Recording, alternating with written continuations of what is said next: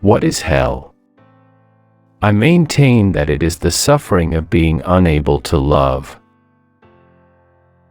Man is sometimes extraordinarily, passionately, in love with suffering. Suffering is part and parcel of extensive intelligence and a feeling heart. To love is to suffer, and there can be no love otherwise. I did not bow down to you, I bowed down to all the suffering of humanity. I want to suffer and be purified by suffering. For broad understanding and deep feeling, you need pain and suffering. And though I suffer for you, yet it eases my heart to suffer for you. Only through suffering can we find ourselves. On our earth we can only love with suffering and through suffering.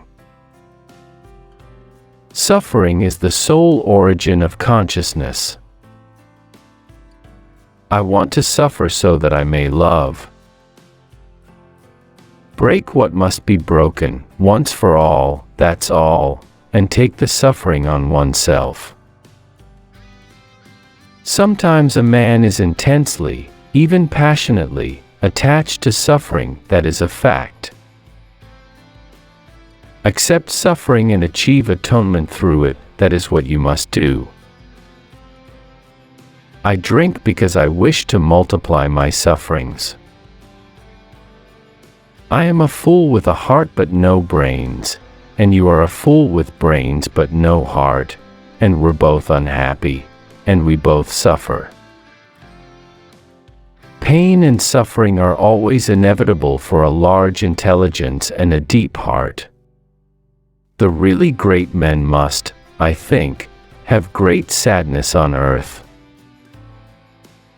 What is hell? The suffering that comes from the consciousness that one is no longer able to love. Nothing is more seductive for a man than his freedom of conscience, but nothing is a greater cause of suffering. If he has a conscience, he will suffer for his mistake. That will be his punishment, as well as the prison. And yet I am convinced that man will never give up true suffering, that is, destruction and chaos. Why? Suffering is the sole root of consciousness. And the more I drink, the more I feel it. That's why I drink too. I try to find sympathy and feeling in drink. I drink so that I may suffer twice as much. A true friend of mankind whose heart has but once quivered in compassion over the sufferings of the people, will understand and forgive all the impassable alluvial filth in which they are submerged, and will be able to discover the diamonds in the filth. It is precisely that requirement of shared worship that has been the principal source of suffering for individual man and the human race since the beginning of history. In their efforts to impose universal worship, men have unsheathed their swords and killed one another. They have invented gods and challenged each other. Discard your gods and worship mine, or I will destroy both your gods and you. And why are you so firmly, so triumphantly, convinced that only the normal and the positive, in other words, only what is conducive to welfare, is for the advantage of man? Is not reason in error as regards advantage?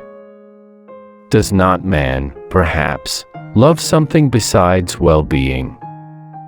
Perhaps he is just as fond of suffering. Perhaps suffering is just as great a benefit to him as well-being. Man is sometimes extraordinarily, passionately, in love with suffering, and that is a fact.